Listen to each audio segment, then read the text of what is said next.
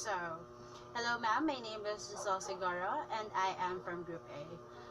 My topic would be under the meta language in Module 3 of Unit Learning A, the behavioral finance and the hindsight bias. So now let's discuss behavioral finance and its importance. So behavioral finance, it considers how various psychological traits affect how individuals or groups act as investors, financial analysts, and portfolio managers. Or behavioral finance is a study on the influence of psychology and the behavior of the investors or any financial analysts. And this is about observing the behavior of the buyer or the seller of a stock. And in simple terms, behavioral finance, it is about how people typically behave when it comes to making a decision on financial matter. And its importance is to understand as to why people make a precise financial decision and how this decision affect the whole market. And it could also be a help or a tool.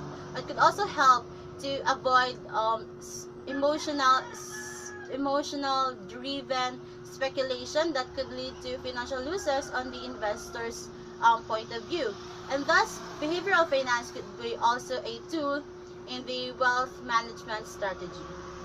So now let's just go to the hindsight bias.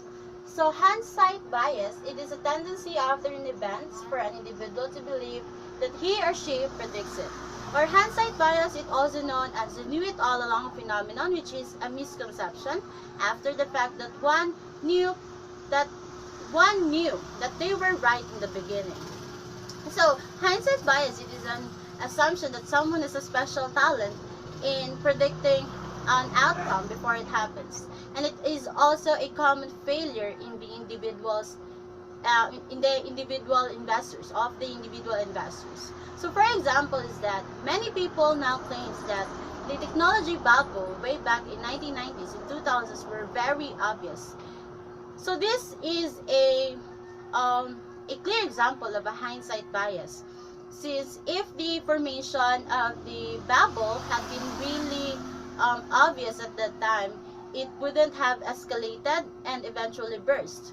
So for investors and other participants of the financial world, hindsight bias is a cause of one of the most potentially dangerous mindset an investors can have, which could lead to overconfidence. Overconfidence, in this case, it refers to the investors' unfounded belief that they are superior in stock picking ability, or they have a superior stock picking abilities.